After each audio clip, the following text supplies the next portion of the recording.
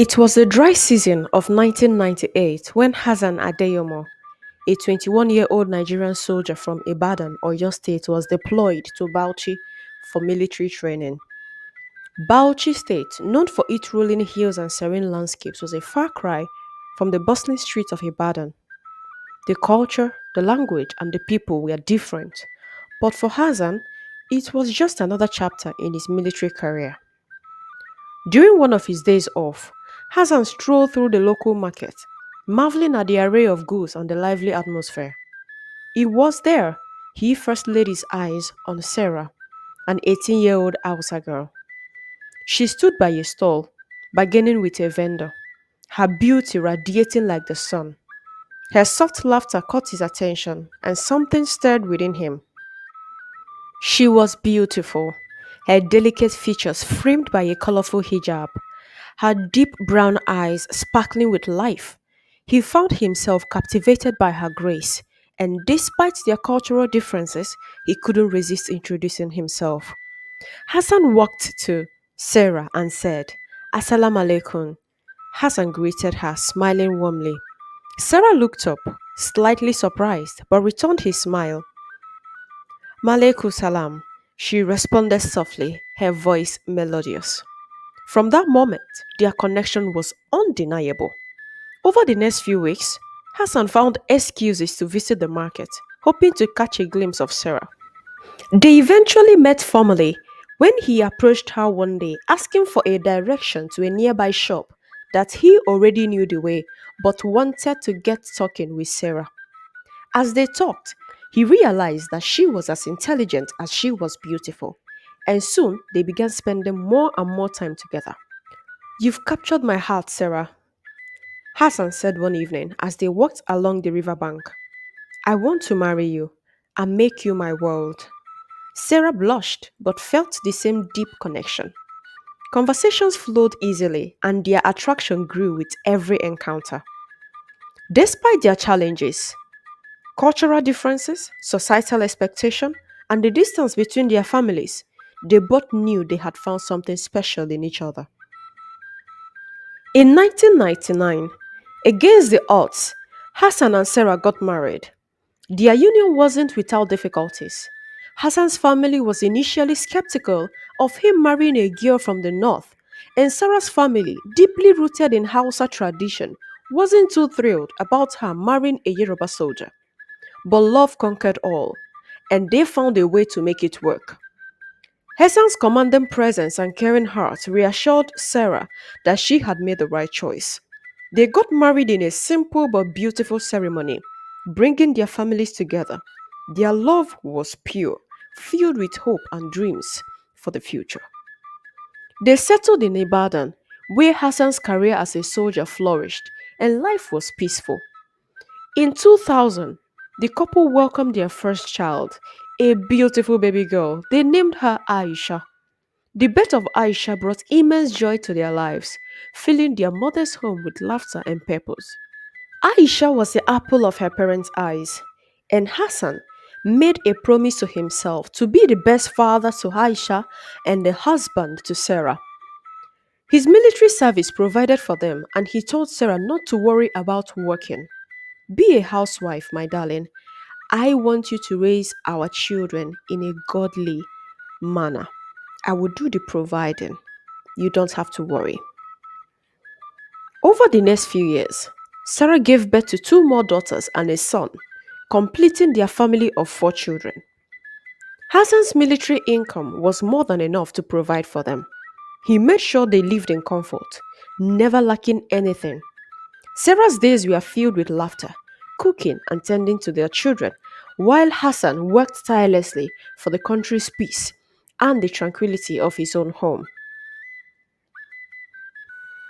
In 2014, after years of steady service in the Nigerian army, Hassan had grown weary of the instability and dangers of his military career. He made a life altering decision.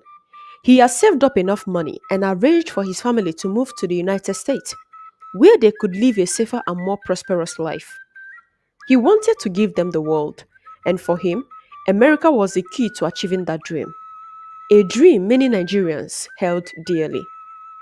He wanted his children to have access to the best education and opportunities that America could offer. One evening, as Hassan and Sarah sat in their parlor, he said to her, "Sarah, my dear, it's time for the kids to spread their wings. I've been thinking about it, and I think America will give them a chance at a better life. All this instability of my career, it's scary, knowing that I leave a family at home and go to the war front. But in America, I am more at peace." Sarah was apprehensive at first, but trusted her husband's judgment. And after months of paperwork and planning, Hazan arranged a rented house and a car for his family in Orlando, Florida. By mid 2014, Sarah and the children flew to the US, leaving behind the familiar streets of Nigeria. It was a bittersweet departure, as Hazan stayed behind to complete his service. He promised to send money every month and visit them as soon as he could. Life in America was an adjustment for Sarah, but she embraced it with grace. The kids quickly adapted to school, and Sarah, ever the homemaker, continued to take care of them, as she had always done. However, the loneliness of being away from her husband began to disturb her. Hassan called often, but phone calls were no substitute for his physical touch and presence. It gets very cold in Orlando, and the woman needs her man. Still, she remained strong for her children. She had no choice.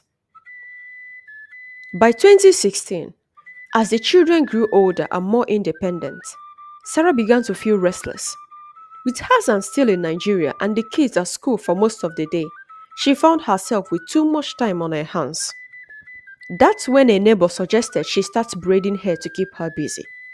Sarah, skilled in traditional African hair braiding, began taking on a few clients here and there. Word spread quickly about her talent. One of her customers, Kim, said to her, "Sarah, you have magic hands, and I'm going to tell my friends about you." That was how news of Sarah the hair braider in Orlando, Florida, spread like wildfire. Before she knew it, Sarah had built a small but loyal clientele in Orlando. By 2017, her business had exploded. People from all over the city came to Sarah's home for braiding services. She was soon making $1,000 a day, with her daughters helping out after school. What had started as a mere hobby had turned into a lucrative business, and Sarah began contributing significantly to the household expenses. In 2017, Hassan could no longer bear the distance between his family. The money he had sent over the years had been well used and his children were thriving. But he missed his wife. He missed his role as a father. He missed hugging his children.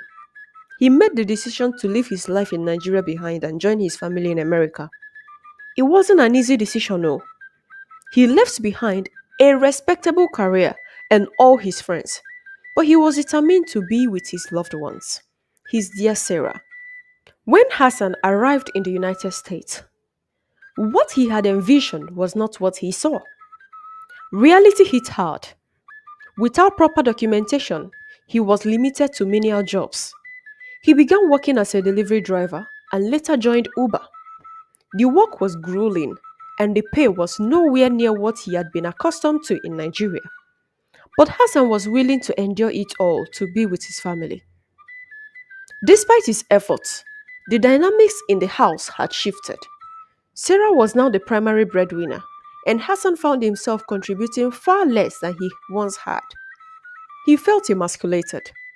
Imagine being the sole breadwinner of your home, and now your wife is the major contributor. But still, he tried to keep the peace. He loved his wife and children more than anything else, mostly his pride. By 2018, Sarah's hair braiding business had grown even more successful.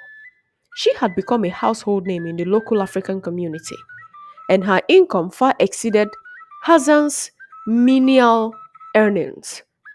The power dynamics in their relationship began to change. Sarah, once the soft spoken girl from Bauchi, had transformed into a businesswoman with influence, wealth, and independence. She had become the provider.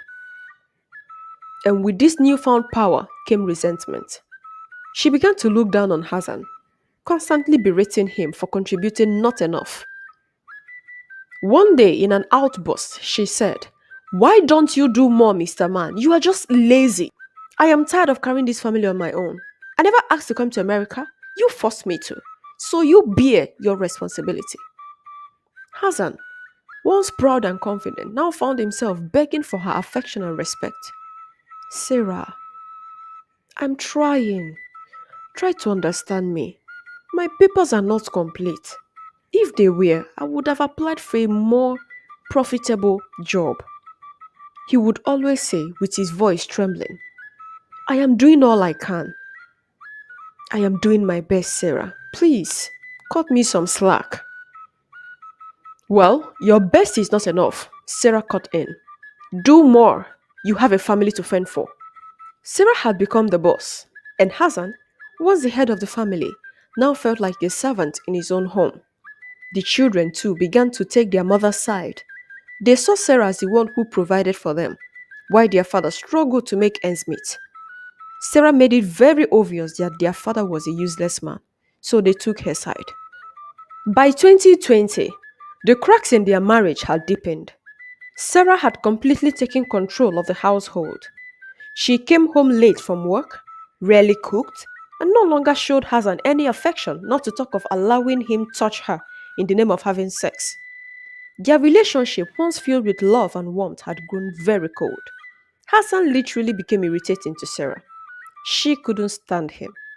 "You are useless," Sarah would say whenever Hassan tried to voice his concerns. "If you don't like how you're treated, get out of my house. I bought this house." Her words cut deep, and Hassan found himself sinking into depression. He confided in his friends and family, telling them how much he loved Sarah and how she had changed. "What did I do to deserve this?" he would ask, his voice filled with anguish. His friends and family urged him to leave Sarah and to move on, to find a life outside of her. But Hassan couldn't. His heart was still tied to Sarah, despite everything. "Where will I start from?" he would ask his friends in despair. "I gave her everything. I gave her my youth, my love, my life. How did we even end up like this? I can't leave her. I love her too much. I don't know what to do either. She's always threatening me." He would always say, with pain in his eyes and heart. You can literally feel the anguish boiling in his heart. Well, there is nothing much the friends could do for him but advise him to leave for his sanity. In January 2022, Sarah announced that she had bought a new house. Hassan was shocked. She told him that the house was for her and her client, and that the boys would stay with him, Hassan, while the girls would move in with her to the new house. Hassan, desperate to keep his family together, agreed, hoping that this arrangement was temporal. But things only got worse. By August 2023, Sarah had completely distanced herself from Hassan. She moved the boys into her new home. That is, she removed the boys that were with Hassan into her own house, so Hassan had none of his children with him. Hassan was alone in the old house. The children, too, were distant. They had taken their mother's side, viewing Hassan as weak and ineffective. The house that once echoed with laughter now felt like a prison. Hassan became increasingly isolated, sinking deeper into depression. On Hassan's 46th birthday, Sarah sent him a very cold message. The message read, "Happy birthday, friend. We are better off as friends than lovers. You need to find another place to live because I'm selling that house." Hassan was devastated. He had given everything for this woman, and now she was abandoning him at the time he needed her the most. Hassan stared at the message, feeling the walls closing on him. He had known for a long time that Sarah no longer loved him, but to see it in writing, so cold, so final, it was too much to bear. Later that day, the children called, asking him to bring groceries. and he agreed. Imagine, his own children didn't even remember his birthday. Despite all that, they were still his children, so he took groceries to them. On that evening, Hassan arrived at Sarah's new home with the groceries. The children let him in and he asked for their mother. She's in the shower, Aisha answered.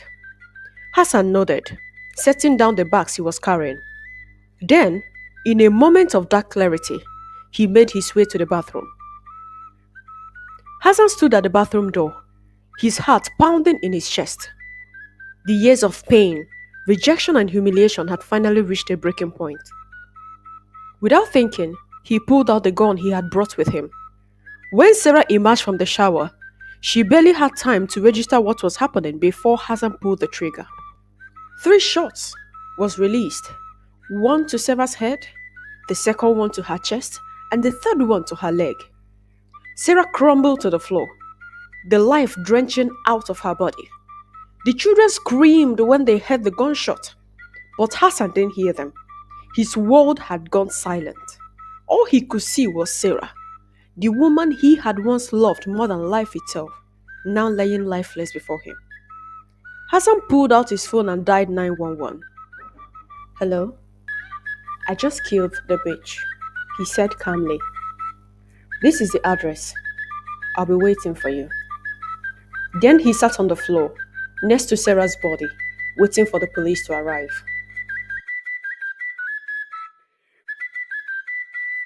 The trial was swift. The evidence was overwhelming, and Hassan didn't deny anything. He was sentenced to life in prison without the possibility of a pardon. His children, now orphaned in all but name, were left to pick up the pieces of their shattered lives. I mean, who wouldn't call them orphans when their mother is dead and their father is in prison? They would never forget the day that their father took their mother's life. Their resentment for Hassan increased. As for Hassan, he spent the rest of his days in maximum security prison, haunted by the memories of a love that had once burned so brightly but ended in tragedy. Did you enjoy this story? Kindly click the subscription button. Turn on your post notification bell to be the first to know when another amazing story like this one is made available. Tell me what you think about Hassan and Sarah. Do you think Hassan did the right thing by killing Sarah? Was that offense deserving of such punishment?